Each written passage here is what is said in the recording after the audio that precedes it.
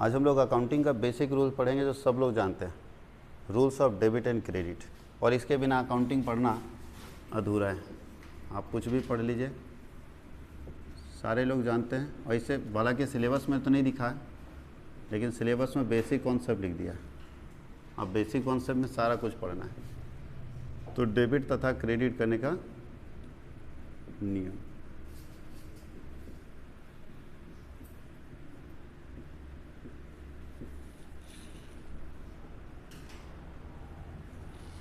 पहले ये बताइए, डेबिट और क्रेडिट वर्ड आया कहाँ से? ये पहली बार किसने यूज किया डेबिट और क्रेडिट वर्ड, और कहाँ से आया? तो डेबिट और क्रेडिट वर्ड जो है ना, वो डेटर और क्रेडिटर से आया। जब डेबिट और क्रेडिट नहीं बोला जाता था तो उसमें लोग बोलते थे देनदार, डेटर्स। अभी भी आप पुराने बिजनेसमैन के मुंह से सुनेंगे कि मेरा मार्केट में देनदारी है, और अकाउंट्स इसी पर टिका हुआ है। ठीक से ध्यान दीजिएगा इसको, इससे ज़्यादा अकाउंट्स में कुछ है ही नहीं। ये दो वर्ड समझ गए, पूरा अकाउंट समझ गए। अब डेटर को इतना लंबा बोलने से अच्छा शॉर्ट में कर दिया, क्या हो गया? और क्रेडिटर का सी और आर। देनदार का मतलब क्या होता है? जो हमको पैसा देगा।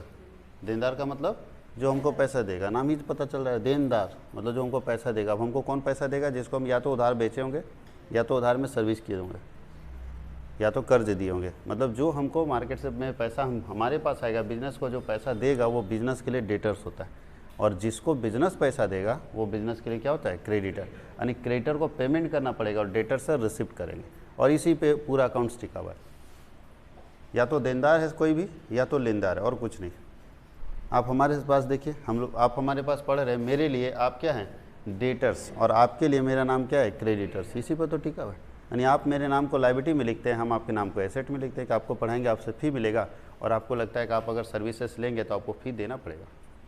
तो इस दुनिया में यही दो चीज़ है, डेटर्स एंड क्रेडिटर, और कुछ नहीं।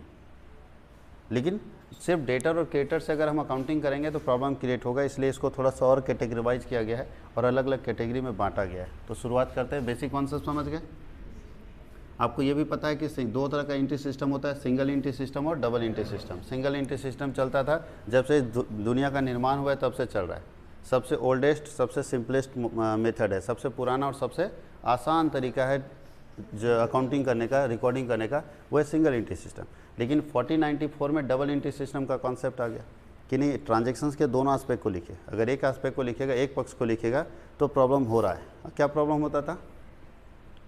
सबसे ज़्यादा प्रॉब्लम होता है सिंगल एंट्री सिस्टम में कि आपका जो रिकॉर्डिंग है वो साइंटिफिक नहीं है, सही नहीं है, आप लड़ ही नहीं पाइएगा कहीं, सिस्टमैटिक नहीं है। और ये गलती होने के कारण डबल एंट्री सिस्टम आया कि नहीं, एक एस्पेक्ट को लिखते हैं तो प्रॉब्लम होता है, दोनों एस्पेक्ट को लिखेंगे, लेने वाले को लिखिए, देने वाले के, दोनों के अगर खाते में लिख देते हैं तो कोई प्रॉब्लम नहीं आएगा। जैसे आप बैंक के साथ देखें, बैंक में कभी किसी कस्टमर को झगड़ा करते नहीं देखे होंगे, कभी किसी कस्टमर को। राशन दुकान में हमेशा आपको 10 दिन 15 दिन में प्राय मिल जाएगा कि हम पैसा दिए, ये चढ़ाया नहीं। अब बताओ, कस्टमर झूठ भी बोल रहा है तो दुकानदार क्या करे? क्योंकि दुकानदार तो रसीद नहीं दिया। जो कस्टमर से पूछेगा दिखाओ तुम अपना प्रूफ, कस्टमर तो बोलेगा हमको दिया ही नहीं कुछ, तो हम प्रूफ में क्या दिखाएंगे? मेरे हमको देता, रसीद काट के दिखाते, आपने कुछ हमको दिया ही नहीं तो हम कैसे दिखाएंगे? और हमने पेमेंट किया है। अब राशन दुकानदार कन्फ्यूजन में बेनिफिट ले लेता है कस्टमर। बात समझ गए? और अगर उस कारण से रिलेशन गड़बड़ होता है, बिजनेस पे इफेक्ट पड़ता है, तो क्यों ना हम अकाउंटिंग को सुधार दे। अकाउंटिंग को सुधारने के लिए 1494 में डबल एंट्री सिस्टम लुका पेसोली लाए कि हम किसी भी ट्रांजैक्शन के दोनों एस्पेक्ट को लिखेंगे तब कोई प्रॉब्लम नहीं होगा। और वही दोनों एस्पेक्ट को लिखने के लिए हम लोग ये वर्ड्स यूज़ करते थे, डेटर्स एंड क्रेडिटर्स, और उसको शॉर्ट में हम लोग बोलते हैं डेबिट और क्रेडिट। बस अब ये तो डेबिट क्रेडिट का कॉन्सेप्ट समझ गए, बट इसका रूल्स क्या है, किसको डेबिट करेंगे और किसको क्रेडिट करेंगे? तो रूल्स जानने से पहले आपको ये जानना पड़ेगा कि डेबिट और क्रेडिट करने के कितने कॉन्सेप्ट हैं, कितने अप्रोचेज हैं, कितने अलग अलग तरीके हैं। तो आप लोगों को बताते हैं डेबिट और क्रेडिट करने के कितने अप्रोच हैं। अप्रोच बोलो या कॉन्सेप्ट आप बोलो, एक ही बात है। Approaches of debit and credit. अवधारणा समझते हैं ना? एक है traditional approach, traditional approach, ROACH।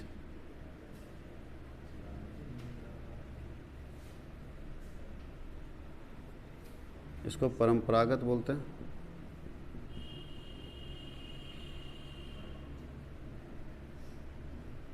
Concept भी बोल सकते हैं, एक ही बात है। और एक होता है मॉडर्न अप्रोच।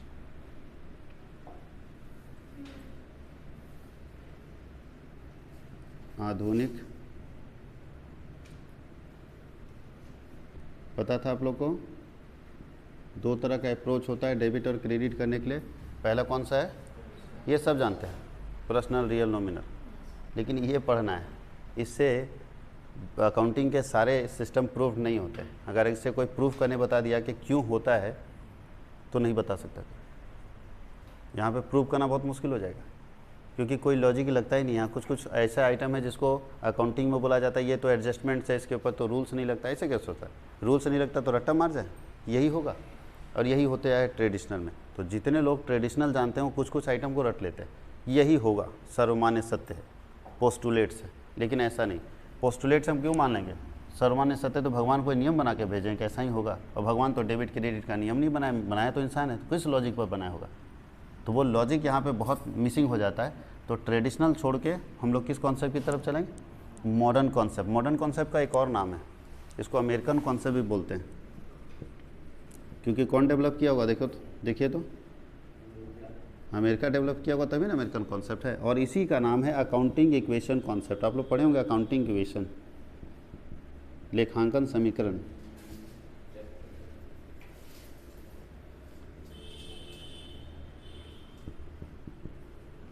लेखांकन समीकरण अवधारणा, ये तीन चीज़ इसी का नाम है। आप लोग अकाउंटिंग इक्वेशन पढ़ें?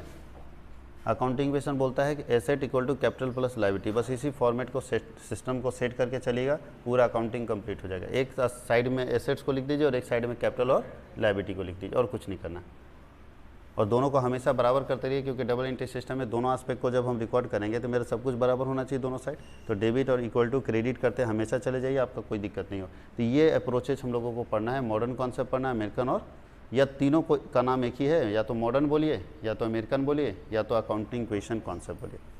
अब हम लोग इसको छोड़ नहीं सकते, भले हम लोग इसको पढ़ेंगे, लेकिन इसके बारे में भी कुछ हम लोग बता देते हैं। तो सबसे पहले जब भी आप अकाउंटिंग करते हैं तो जितने ट्रांजेक्शन्स में पार्टीज होते हैं उनको किसी न किसी खाते में बांटना पड़ता है, अकाउंट में बांटना पड़ता है, क्योंकि किस अकाउंट में जाएगा उसके हिसाब से उसका डीलिंग होगा। आप बैंक में जाते हैं, बैंक में जब सबसे पहले बोलते हैं बैंक के साथ कि हम आपके साथ ट्रांजेक्शन करना चाहते हैं, पैसा डिपॉजिट करना चाहते हैं, विड्रॉ करना चाहते हैं, तो बैंक सबसे पहले क्या करता है? बोलता है आप एक अकाउंट ओपन करो। इसका मतलब क्या है? बैंक ये कहता है कि 4 तरह के मेरे यहाँ अकाउंट है, सेविंग है, करेंट है, रेकरिंग है, फिक्स है। तो आप पहले बताओ तो कि किस में आप आओगे, सेविंग में आओगे, करेंट खोलोगे, है ना, रेकरिंग खोलोगे या फिक्स खोलोगे। तो सबसे पहले आप अपना एक अकाउंट ओपन कीजिए, यानी आप अपने आप को एक कैटेगरी में डालिए। तो वहाँ तो कस्टमर से पूछा जाता है, यहाँ आपको चुनना पड़ेगा कि जो ट्रांजेक्शन्स में जो 2 पार्टीज़ है उसको किस अकाउंट में रखेंगे। तो एज पर नेचर उसको हम लोग अलग अलग अकाउंट में क्लासीफाई करेंगे, अभी बताएंगे कि कैसे कैसे। तो सबसे पहले हम लोग पढ़ेंगे क्लासिफिकेशन ऑफ अकाउंट्स। आप किस कैटेगरी में आएंगे तब आपके ऊपर लॉजिक लगेगा। ट्रेडिशनल कॉन्सेप्ट, हिंदी लिखने की जरूरत नहीं, वहाँ लिखा हुआ है। अब ट्रेडिशनल कॉन्सेप्ट में सबसे पहले आप जितने भी ट्रांजेक्शन में पार्टीज हैं उसको क्लासीफाई कीजिए। क्लासिफिकेशन ऑफ अकाउंट्स, खातों में बांटिए। हाँ, खातों का वर्गीकरण। कितने तरह से खातों में बांटा जा सकता है? बता सकते हैं कितने खाते होते हैं? 2 होते हैं। पहला होता है पर्सनल अकाउंट।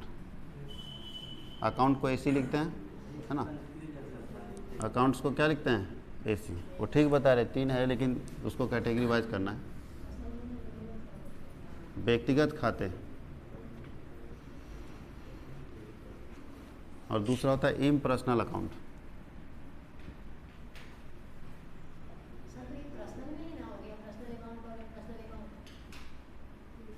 अलग अलग बात है ना। इम्पर्सनल के अंदर 2 आ गया, रियल और, कोई कन्फ्यूजन में नहीं रहना है। इसको बोलते हैं वास्तविक खाता।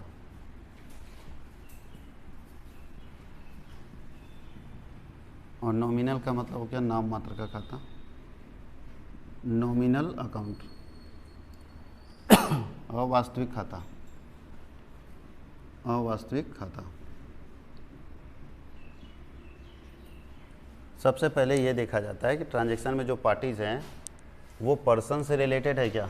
अगर पर्सन से रिलेटेड है तो पर्सनल अकाउंट में आएगा, पर्सन से रिलेटेड नहीं है तो कहाँ चला जाएगा, इम्पर्सनल में। अब पेन हम लोग खरीद रहे हैं तो पेन तो पर्सन नहीं हो सकता है, तो वो कहाँ चला जाएगा, इम्पर्सनल में। फर्नीचर खरीद रहे हैं, फर्नीचर पर्सन नहीं हो सकता है, तो इम्पर्सनल में जाएगा। बट रमेश के साथ डील करे, रमेश पर्सन है, पर्सनल में जाएगा। बैंक के साथ डील करे, बैंक मेरा पर्सन है। पर्सन 3 तरह के होते हैं। हम लोग अभी तक ये समझते थे हम ही लोग पर्सन है, लेकिन गलत फहमी है। अकाउंटिंग में 3 कैटेगरी में पर्सन को बांटा जाता है। एक तो हम लोग हो गए नेचुरल पर्सन, जो नेचर से क्रिएट होते हैं। एक होता है artificial person, created by human being, कोई ना कोई इंसान बनाए, जैसे बैंक, इंस्टीट्यूशन। अब हमारा कॉमर्स वाले भी पर्सन है, इसके नाम से बैंक में अलग खाता खुल सकता है, इसके नाम से ज़मीन खरीदी जा सकती है, इसके नाम से एग्रीमेंट किया जा सकता है। कंपनी एक पर्सन है, बैंक भी एक पर्सन है, कॉलेज और ट्यूशन सेंटर एक पर्सन है, छोटे छोटे बिजनेस इंटरप्राइजेज एक पर्सन है। नहीं तो सोचिए बिजनेस के नाम पर कैसे खाता खुल जाएगा। हम लोग खाता खुलवाते हैं तो पूरा अंगूठा लगाना पड़ता है आधार कार्ड के साथ। बिजनेस का कैसे खाता खुल गया, बिजनेस के नाम पर ज़मीन कैसे खरीदी जाती हुई। इसका मतलब वहाँ बिजनेस का रिप्रेजेंटेटिव जाता है, लेकिन सारा काम बिजनेस के नाम पर होता है। ऐसा नहीं कि जो गया है पता चला हम स्कूल के प्रिंसिपल हैं और ज़मीन खरीदी जा रही है तो अंगूठा वगैरह सब मेरा लगेगा, ऐसा नहीं। सब कुछ लगेगा बिजनेस का, आप सिर्फ रिप्रेजेंटेटिव, आपको कोई अधिकार नहीं। बस ये है कि जिस समय में ज़मीन खरीदी गई उस समय आप उसके रिप्रेजेंटेटिव थे, दैट्स ऑल। उससे ज़्यादा पावर आपके पास नहीं। क्योंकि मेरा अगर अंगूठा लगेगा तो कल हो गया हम रिटायर होंगे तो मेरा हिस्सा है, लो भाई मेरा। तो इस बात को ध्यान देना कि 3 तरह के पर्सनल अकाउंट होते हैं। हम लोग यहाँ भी लिख रहे हैं कि कौन कौन से पर्सनल अकाउंट होते हैं, लिख देते हैं, क्योंकि पूछ देगा कि कौन से पर्सनल अकाउंट के अंदर आते हैं। वैसे हम लोग इसका रूल्स के साथ लिखेंगे, अच्छे से समझेंगे, क्योंकि पूछ देता है बहुत बार कि आउटस्टैंडिंग सैलरी कौन सा पर्सनल अकाउंट है। अब बहुत लोगों को लगता है सैलरी तो नॉमिनल होना चाहिए, लेकिन सैलरी के पहले यानी किसी भी नॉमिनल के पहले या बाद में कोई वर्ड जुड़ जाता है तो वो पर्सनल अकाउंट हो जाता है। और वो कौन सा पर्सनल होता है, रिप्रेजेंटेटिव पर्सनल हो जाता है। तो एक करके बेसिक चीज़, क्योंकि इससे क्वेश्चन आ सकता है, ऑब्जेक्टिव क्वेश्चन तो यही सबसे दागेगा। अब हम लोग देखना है कि या तो पर्सनल में आएगा या तो पर्सन नहीं होगा। जब पर्सन में होगा तो ये आएगा और नहीं होगा तो ये आएगा। अब जैसे फर्नीचर खरीद रहे, फर्नीचर तो पर्सन नहीं हो सकता है, तो वो आएगा इम्पर्सन के अंदर। अब इम्पर्सनल में भी 2 कैटेगरी है, रियल या नॉमिनल। रियल मतलब जो फिजिकली हमको दिखता है वो रियल होगा, और जो दिखता नहीं है उसको हम लोग क्या बोलते हैं। लेकिन कुछ एक्सेप्शन इसमें भी है, जो दिखता नहीं बट रियल अकाउंट है। इसमें आता है एक्सपेंसेज और इनकम। इसमें क्या आता है, एक्सपेंसेज और इनकम नॉमिनल में आता है। और बाकी जो भी दिखता है, और कुछ एक्सेप्शनल आइटम है, जैसे गुडविल नहीं दिखता है बट रियल अकाउंट है, पेटेंट्स नहीं दिखता है बट रियल अकाउंट है। कुछ एक्सेप्शनल है कि ये इसके डेफिनेशन से थोड़ा अलग है, लेकिन इसमें के अंदर आता है। अब हम लोग देखें कि पर्सनल अकाउंट क्या होता है। आप सभी लोगों को मालूम है पर्सनल अकाउंट में क्या क्या जाता है।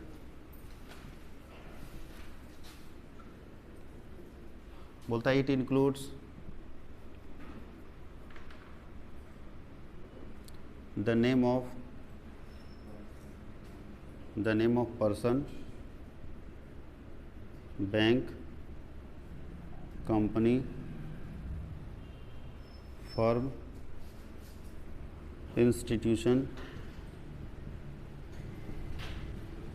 ETC कर देते हैं। इसके अंतर्गत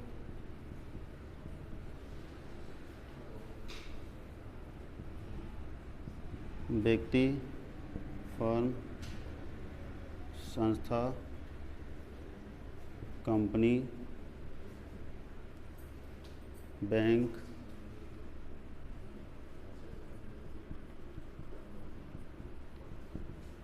इत्यादि का नाम शामिल किया जाता है।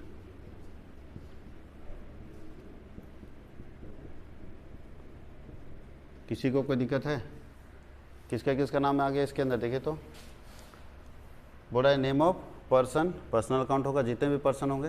बैंक का नाम पर्सनल में आएगा, कंपनी का नाम पर्सनल में आएगा, फर्म का नाम, इंस्टीट्यूशन का नाम, ये सब पर्सनल में आएगा। ये सारे पर्सनल के हैं, और इसका एग्जांपल हम लोग लिख लेते हैं क्या करके। तो चले जाइए क्या क्या इसमें नाम आ सकता है। तो राम एक पर्सन है, Mohan, SBI, bank of India, Tata company, संस्थान का नाम में अपना ही संस्थान का नाम डाल देते हैं, कॉमर्स वर्ल्ड,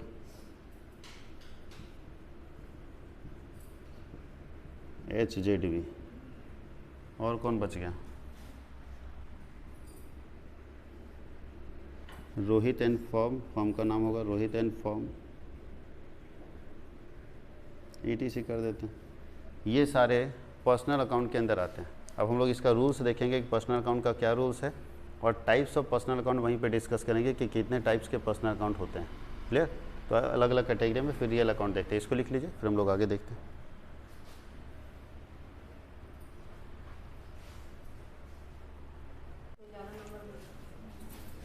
अब हम लोग पढ़ते हैं रूल्स क्या है, रूल्स ऑफ पर्सनल अकाउंट।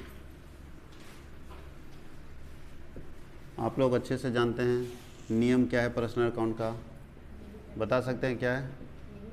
हाँ, debit the receiver and credit the giver.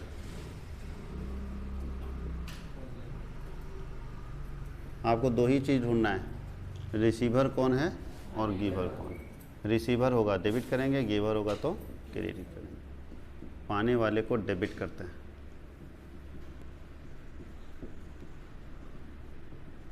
तथा देने वाले को क्रेडिट करते हैं।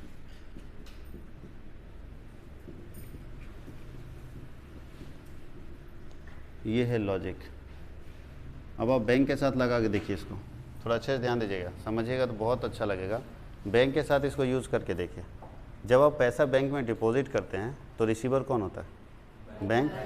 तो क्या नियम है देखें तो, डेबिट द रिसीवर। बैंक अपने आप को डेबिट करता है और आपको मैसेज भेजता है कि क्रेडिटेड, आपका खाता क्रेडिट हो गया, क्योंकि आप क्या हैं?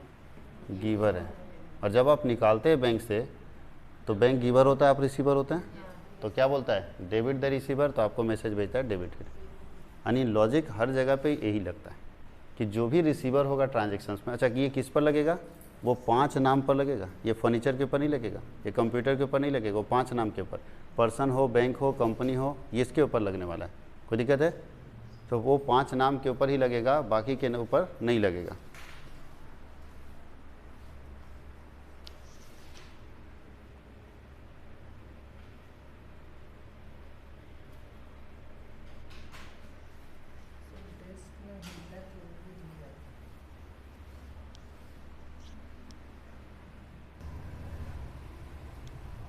तो आपको ये देखना है कि रिसीवर कौन है और गिवर कौन है। जो रिसीवर उसको डेबिट करेंगे और जो गिवर उसे क्रेडिट करेंगे।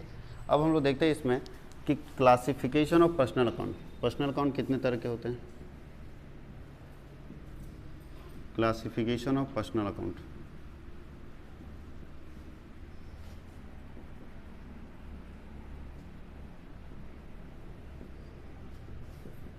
व्यक्तिगत खातों का वर्गीकरण। पहला आता है natural personal account. Natural personal account किससे बनता है? इसको हिंदी में क्या बोलते हैं? प्राकृतिक व्यक्तिगत खाता। ये नेचर से क्रिएट होता है। अब इसमें कौन कौन आएंगे?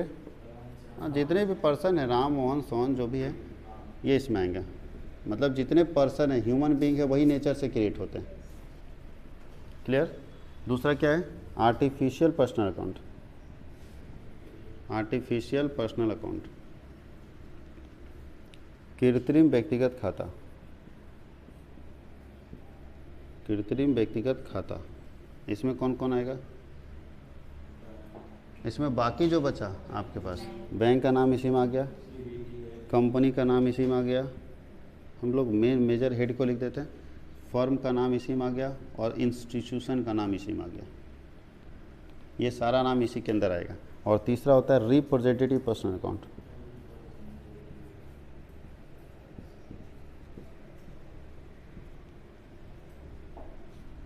प्रतिनिधित्व तो व्यक्तिगत खाता।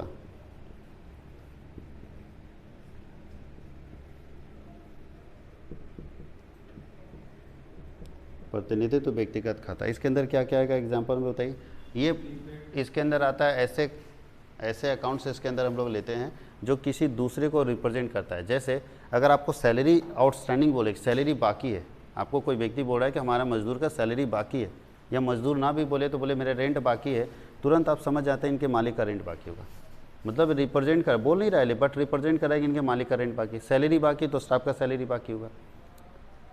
अगर इलेक्ट्रिसिटी बिल बाकी है तो फिर अगर बोला है कि इलेक्ट्रिसिटी बिल बाकी है तो समझिए किसी न किसी इलेक्ट्रिसिटी बोर्ड का बाकी होगा।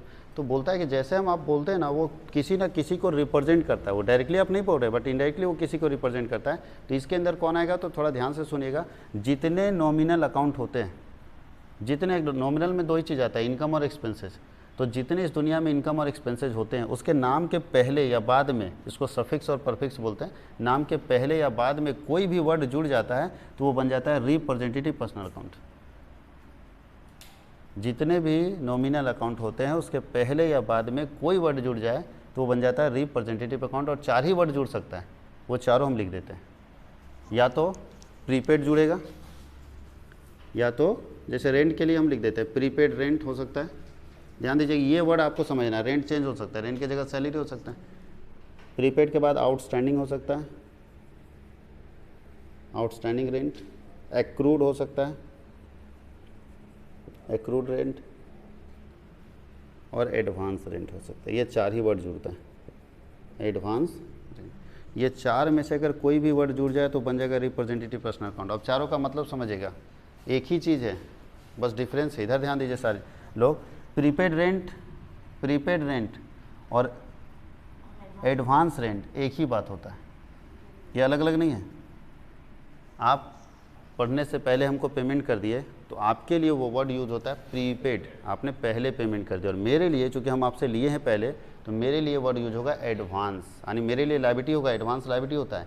और प्रीपेड क्या होता है, एसेट होता है। आपके लिए एसेट है कि आपको पढ़ना है, और मेरे लिए लायबिलिटी हमको पढ़ाना पड़ेगा क्योंकि हमने फ़ी ले लिया। तो ये दोनों वर्ड एक ही है, बस लेने और देने वाले के लिए अंतर करता है। जो देने वाले होते हैं अगर पहले पेमेंट कर देते, payment in advance, that means prepaid, payment करने वाले के लिए। और जो रिसीवर होता है उसके लिए क्या होता है, एडवांस। तो ये लायबिलिटी हो गया और ये क्या हो गया, एसेट्स। और ये दोनों वर्ड एक साथ है। अगर आपने कहीं 1 महीने तक किसी के कमरे में रहा और आप पेमेंट नहीं किए तो आपके लिए हो जाता है आउटस्टैंडिंग रेंट, आपके लिए लायबिलिटी है। और जो मकान मालिक है उसके लिए होता है एक्रूड रेंट। एक्रूड मतलब होता है income earn but not received, पैसा हमने कमा लिया, मेरा 1 महीना का बन गया रेंट, लेकिन मिला नहीं है। तो ये हो गया मालिक के लिए। और ये बोलते हैं कि हमने खर्च कर दिया बट पेमेंट नहीं किया, तो उसके लिए हो जाता है आउटस्टैंडिंग। चारों का हिंदी लिख देते हैं, आसान हो जाएगा आपका। पूर्वदत्त, पूर्वदत्त किराया, बकाया किराया, उपार्जित किराया,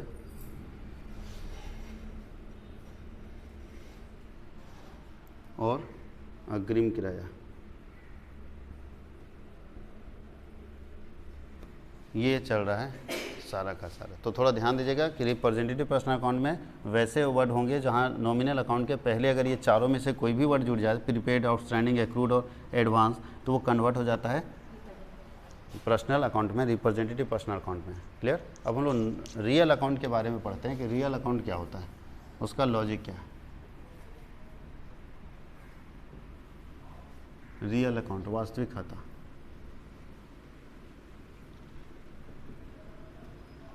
बताइए रियल अकाउंट में क्या आता है,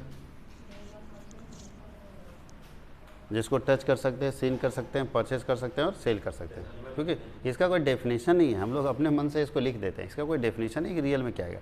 बट हम लोग ये मानते हैं कि रियल वही है जिसको देख सकते हैं, छू सकते हैं, खरीद सकते हैं, बेच सकते हैं। ये 4 काम है, जैसे पेन को हम ये चारों कर सकते हैं, तो ये रियल है। अच्छा, हमको भी छू सकते हैं, देख सकते हैं, लेकिन खरीद बेच नहीं सकते। पर्सन को छू सकते हैं, देख सकते हैं, बट खरीद बेच नहीं सकते, इसलिए वो रियल में ना आके कहाँ आता है, पर्सनल में। क्लियर। तो ये जरूर वर्ड यूज़ कीजिएगा, परचेज एंड सेल, ये भी पावर होना चाहिए। तो बोलता है कि जिसको आप देख सकते हैं, छू सकते हैं, खरीद सकते हैं, बेच सकते हैं, वो रियल है। इसका कोई डेफिनेशन नहीं है, बस आपको बताया गया कि इसके अंदर, चूँकि डिफाइन करना बहुत मुश्किल है ना, इसलिए इसका नाम दिया जाता है कि ये रियल है, ये रियल है, जो दिखता है हमको। तो यहाँ 4 वर्ड यूज करना है। It includes those assets which can be touched, seen, purchased and sell। ये 4 अगर काम हो रहा है तो माना जाता है, क्योंकि परफेक्ट डेफिनेशन नहीं है, तो 4 काम हो रहा है तो माना जाता है वो रियल अकाउंट है। क्या क्या है देखिए, तो जिसे टच किया जा सकता है, सीन किया जा सकता है, परचेज किया जा सकता है और सेल किया जाता है। और इसमें लगभग संपत्ति आती है, इसमें ऐसी संपत्तियाँ आती है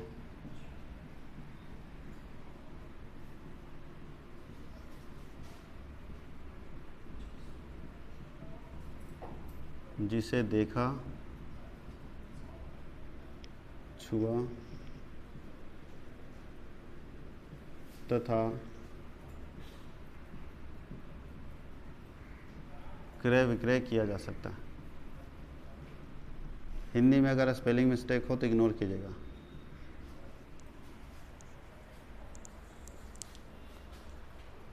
शुद्ध हिंदी तो आज तक कोई लिख ही नहीं पाया, कहीं ना कहीं मिस्टेक हो ही जाता है।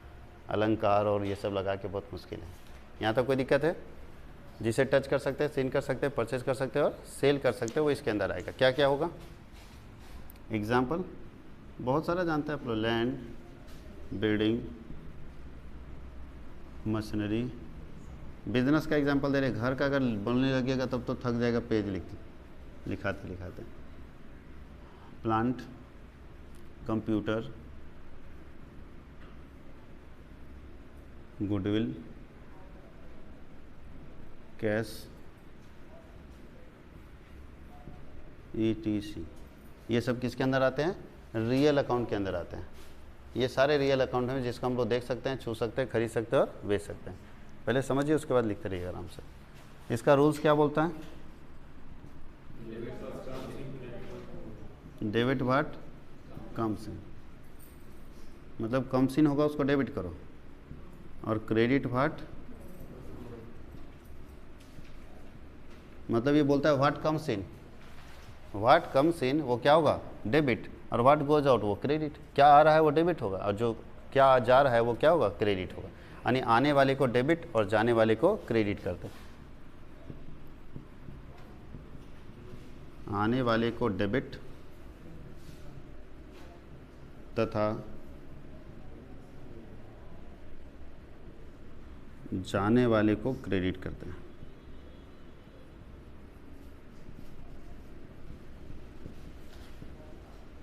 क्लियर? अभी इस बात को ध्यान देना है कि क्या आ रहा है, क्या जा रहा है, ये हर ट्रांजैक्शन में आपको जानना पड़ेगा कि कुछ ना कुछ आ रहा है। अच्छा, ये किस पर लगेगा? सिर्फ पर्सनल में मत लगा दीजिएगा। पर्सन के पास क्या आ रहा है, क्या जा रहा है नहीं पता चल पाएगा, लेकिन ये सब जब हम लोग खरीदेंगे और बेचेंगे तो कुछ ना कुछ आएगा और कुछ जाएगा।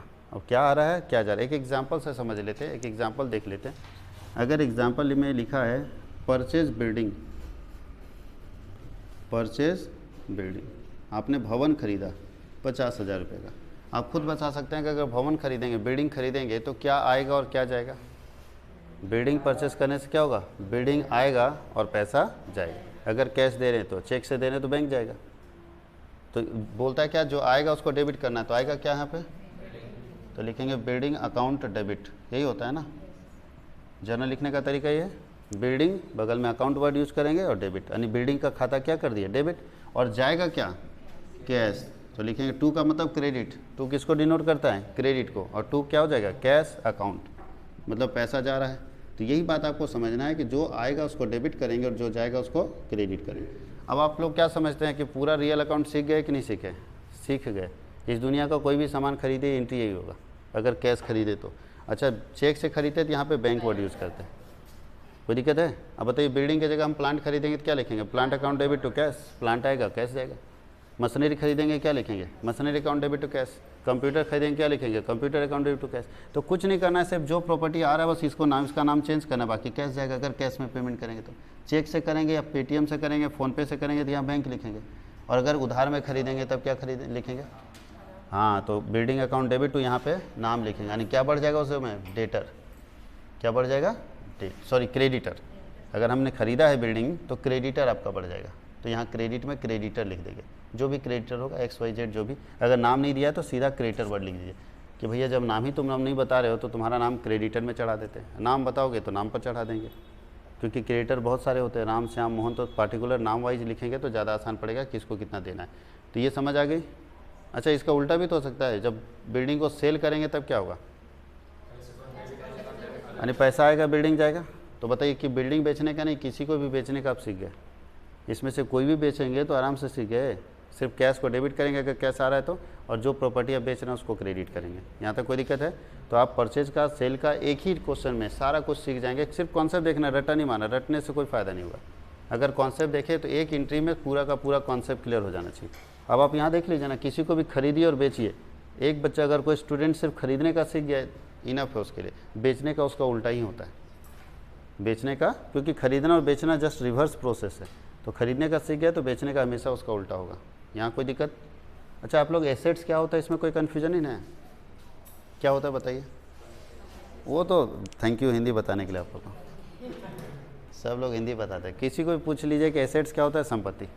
पर्सनल अकाउंट क्या होता है, व्यक्तिगत खाता। वो तो हम लोगों को मालूम है, उसका मीनिंग बताइए।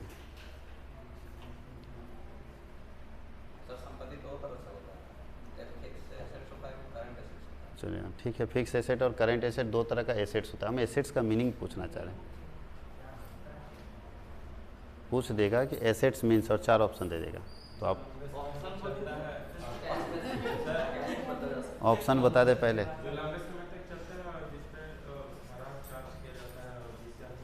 चलिए ठीक है, जो बिज़नेस का अपना होता है वो एसेट्स होता है। क्लियर? जो बिज़नेस का अपना होता है उसको क्या बोलते हैं, एसेट्स। अगर आपका अपना कुछ है तभी एसेट्स बोलते हैं। अगर गाड़ी आपके घर के बाहर लगी हुई है लेकिन आपकी नहीं है, वो भाड़े पर आप लेकर आए हैं, तो आपका एसेट्स नहीं है। उस पर ठीक बोले, वो डेप्रिसिएशन उस पर चार्ज आप नहीं कर सकते, उसका रेंट देते हैं आप।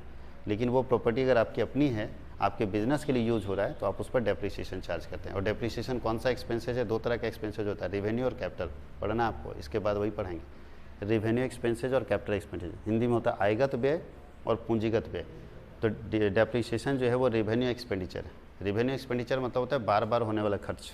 तो डेप्रिसिएशन तो हर साल ना लगता है, तो ये रेवेन्यू एक्सपेंडिचर होता है। कैपिटल एक्सपेंडिचर मतलब होता है जिससे एसेट क्रिएट होता है। जैसे हम इसमें पैसा लगाए होंगे ना, तो खर्च तो हुआ होगा, पॉकेट से तो पैसा गया, लेकिन ये क्या मेरा हुआ है, कैपिटल एक्सपेंडिचर, एसेट क्रिएट हुआ ना। कार खरीदे कैपिटल एक्सपेंडिचर, पेन खरीदे कैपिटल एक्सपेंडिचर, लेकिन इसमें इंक जो डाल रहे हैं वो रेवेन्यू एक्सपेंडिचर, बार बार हो रहा है। कोई दिक्कत है? तो ऐसे एक्सपेंसेस जो बार बार होते हैं, जैसे रेंट देते हैं revenue expenditure, electricity bill revenue expenditure, salary revenue expenditure है। ये सारा रेगुलर खर्चा है, आपके बिजनेस को ऑपरेट करने के लिए खर्च पड़ेगा। इसको ऑपरेटिंग एक्सपेंसेस बोलते हैं, कि बिजनेस को चलाने के लिए चलेगा, पड़ेगा ही पड़ेगा। तो 2 तरह के खर्चे होते हैं हर बिजनेस में। अगर कोई बस खरीदा ना, तो बस में जो पैसा लगाया होगा वो उसका कैपिटल एक्सपेंडिचर है, संपत्ति बना बस।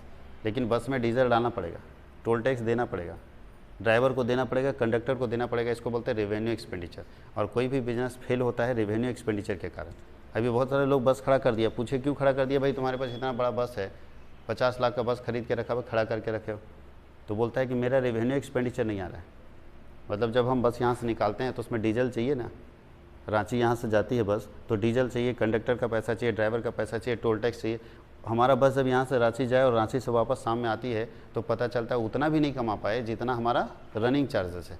तो हम जब उतना भी नहीं कमा पा रहे, तो घर से लगा के हम कितना दिन बस चलाएंगे? धर्मशाला तो नहीं खोल रखे, तो भाई खड़ा कर दें उससे अच्छा। उस खड़ा रहेगा तो कम से कम डीजल नहीं लगेगा, टोल टैक्स नहीं लगेगा, ड्राइवर और कंडक्टर का पैसा नहीं लगेगा, खड़ा है। जिस समय सिचुएशन ठीक होगा बस चलेगी। इसका मतलब है कोई भी बिजनेस को रन करने के लिए जो सबसे इंपॉर्टेंट चीज़ होता है वो होता है ऑपरेटिंग एक्सपेंसेस, जिसको आप रेवेन्यू एक्सपेंडिचर बोलते हैं। तो डेप्रिसिएशन क्या है? Revenue expenditure. हम लोग इसके बाद देखेंगे उस टॉपिक को, पहले हम लोग इसमें चले आते हैं। वैसा ना एसेट्स आए तो पूछ लिए, यहाँ तो कोई दिक्कत है? अब हम लोग पढ़ते हैं क्लासिफिकेशन ऑफ रियल अकाउंट।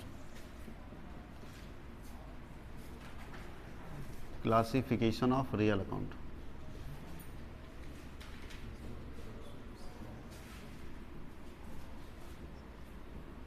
वास्तविक खातों के प्रकार।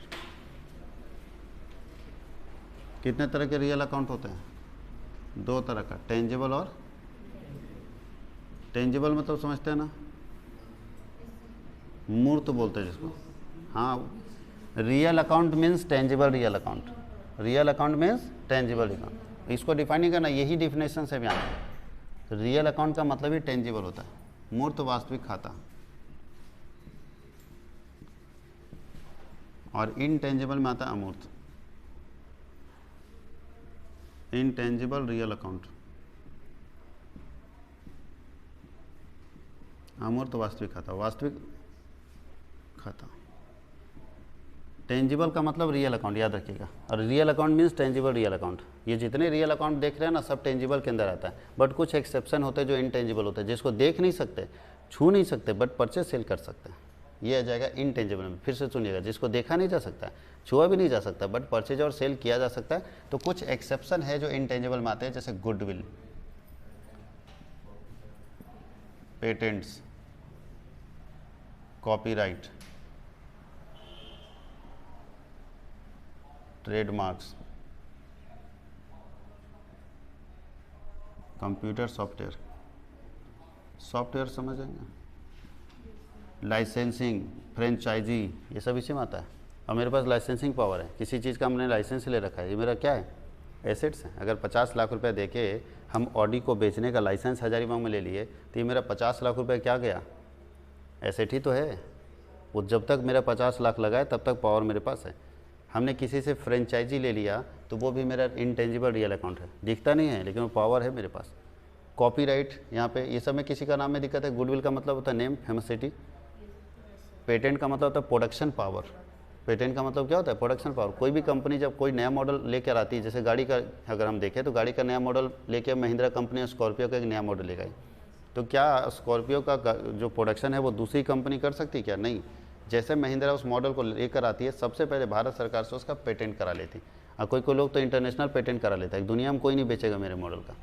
अब उस मॉडल की गाड़ी दुनिया में कोई नहीं बेच सकता अगर इंटरनेशनल पेटेंट है तो।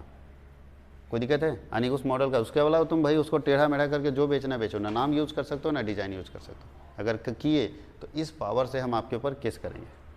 उसके नीचे क्या है, कॉपीराइट। जब कोई राइटर बुक लिखता है तो क्या करेगा, छोड़ देगा। कॉपीराइट नहीं कराएगा तो क्या होगा जानते हैं, उसको एक चवन्नी फ़ायदा नहीं होगा, बाकी मीडिएटर कमा लेगा। कोई पता चलो उसी बुक का फोटोकॉपी करा के अपना नाम चिपका के बेच दे रहा है, तो राइटर क्या करा लेता है, कॉपीराइट की। अगर सेम बुक मिल गया किसी का तो हम उसके ऊपर केस कर देंगे, क्योंकि बुक मेरा लिखा हुआ है। आप चेंज करो कंटेंट, कोई दिक्कत नहीं, लेकिन सेम कंटेंट नहीं मिलना चाहिए। अगर पकड़े गए तो कॉपीराइट का केस होगा आपके ऊपर। ट्रेडमार्क्स, बिजनेस का सिंबल होता है ना।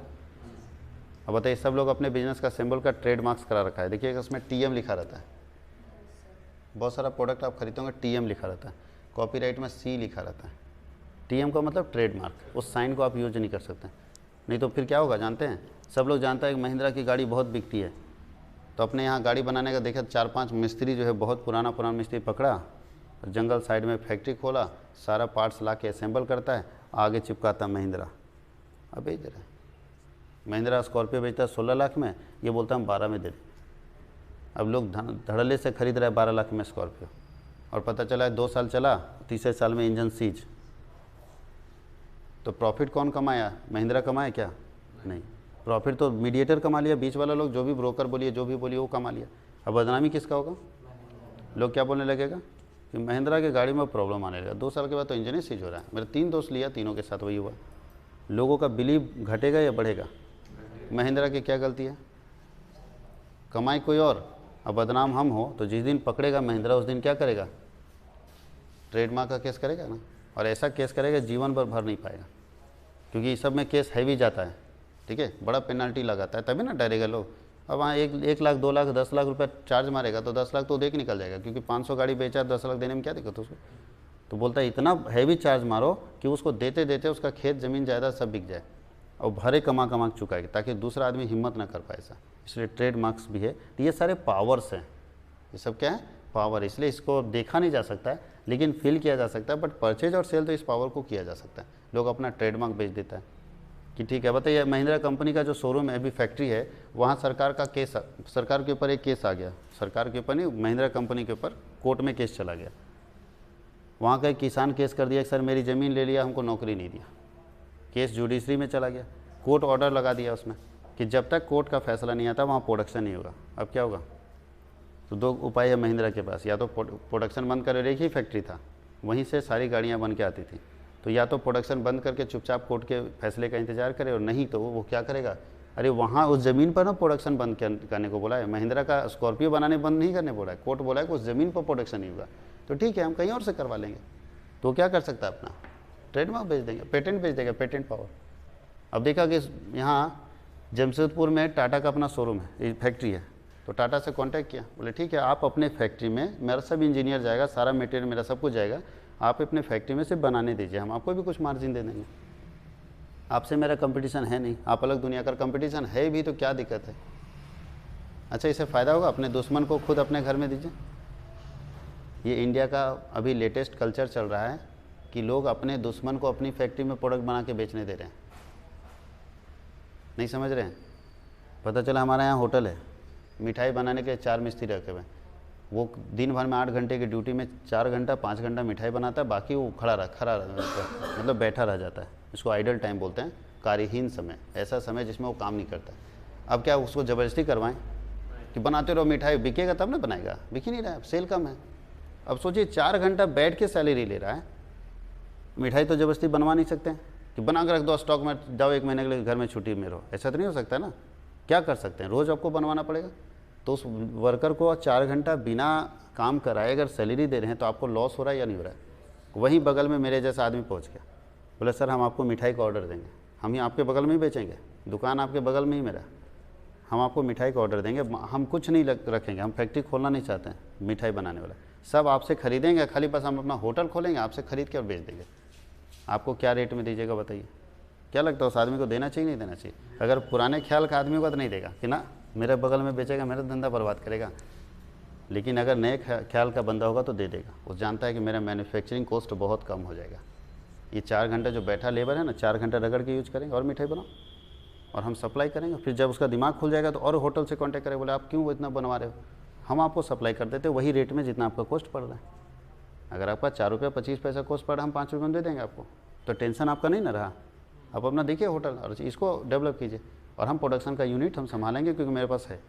आज सरिया बनाने वाले जो आप छड़ देखते हैं, वो बनाने वाली जितनी कंपनियां हैं, एक ही फैक्ट्री में सबका सरिया बनता है, क्योंकि बहुत हैवी पैसा लगता है ना प्रोडक्शन के लिए। सीमेंट की कंपनी एक ही फैक्ट्री में कितना 4-5 कंपनी का सीमेंट बनता है, और सब फिर मार्केट में आके लड़ता है आपस में, लेकिन बनेगा एक जगह पे, इससे प्रोडक्शन कॉस्ट कम होता है। तो ये अलग अलग कॉन्सेप्ट है, हम लोग उस संभव नहीं जाते हैं। ये रियल अकाउंट समझ गए। अब हम लोग को पढ़ना है नॉमिनल अकाउंट, इसको लिख लीजिए, फिर नॉमिनल अकाउंट बता देते हैं।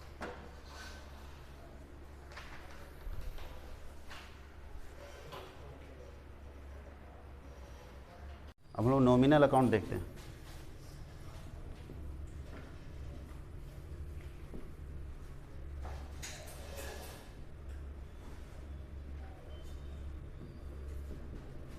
इसमें क्या शामिल होता है, बोलता है इट इंक्लूड्स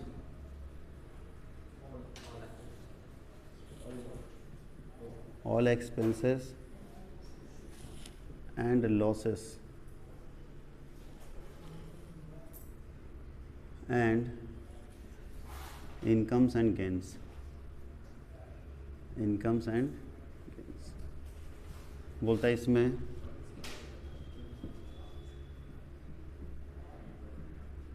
सभी खर्चों कौमा व्यय तथा लाभ कौमा प्राप्ति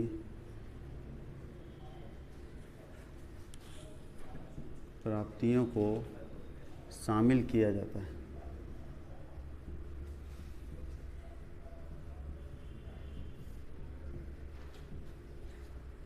क्या क्या है एग्जाम्पल में,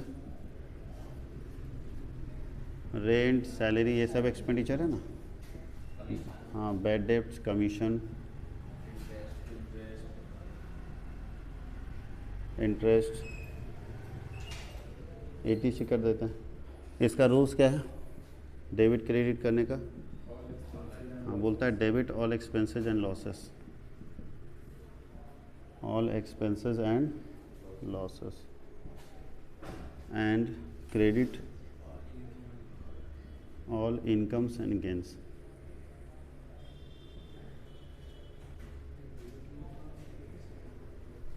हिंदी में अगर लिखना चाहें तो बोलते हैं सभी खर्चों तथा हानियों को डेबिट करते हैं।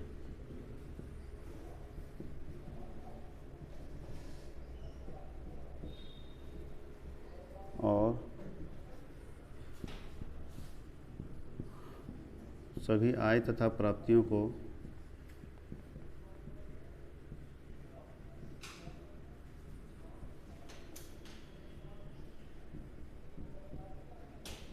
क्रेडिट करते हैं। कोई दिक्कत किसी को? अब एक एग्जांपल अगर सेट करना चाहते हैं सेट कर सकते हैं। मान लीजिए लिखा है पेड रेंट, आप बताइए रेंट पेड कर रहे हैं आप, तो रेंट आपके लिए क्या है? पे कर रहे हैं तो एक्सपेंसेज ही होगा, क्योंकि किसी भी खर्चे को ही पेमेंट करते हैं। ये अगर रिसीव करें तो वो तो इनकम हो जाता है। तो खर्च को पेमेंट करें, क्या बोलता है सारे खर्चे को डेबिट कर देना है। तो रेंट मेरा खर्च है, रेंट को क्या कर देंगे, रेंट के खाते को, रेंट अकाउंट डेबिट, रेंट के खाते को डेबिट कर दिए। अब बताइए रेंट के बदले में आप क्या देते होंगे? कैश। अगर कैश दे रहे हैं तो कैश लिखेंगे, बैंक से दे रहे हैं तो मान लीजिए चेक दे रहे हैं या फ़ोन पे दे रहे हैं तो बैंक लिख देंगे। क्लियर? तो कैश पे पेमेंट करेंगे कैश लिखेंगे, बैंक से पेमेंट करेंगे बैंक लिख देंगे। कोई प्रॉब्लम है? अब एक बात ध्यान दीजिएगा कि नॉमिनल अकाउंट खुद में कोई जर्नल नहीं बना सकता, उसको हमेशा रियल अकाउंट का सपोर्ट का ज़रूरत पड़ेगा, कैश। अगर रेंट हमारा नॉमिनल अकाउंट है तो नीचे भी नॉमिनल हो जाए ऐसा नहीं होगा, क्योंकि नॉमिनल मिलके कोई जर्नल क्रिएट ही नहीं कर सकता। नॉमिनल को हमेशा सपोर्ट का जरूरत पड़ेगा। किसका सपोर्ट? पर्सनल का, क्योंकि कैश नहीं रहेगा तो रेंट का पेमेंट कैसे होगा। इसलिए अब बताइए, सिर्फ रेंट का नहीं सीखे, इतना यहाँ जितने एक्सपेंसेस दिख रहे हैं सबका सीख गए। रेंट पे करेंगे तो लिखेंगे rent account debit to cash. अगर आपने सैलरी पे किया तो लिखेंगे salary account debit to cash. अगर आपने बैड पे नहीं होता है, कमीशन अगर आपने पे किया तो commission account debit to cash. और अगर आपने इंटरेस्ट पे किया तो लिखेंगे interest account debit to cash. अगर आपने रिसीव किया तो उल्टा कर देंगे।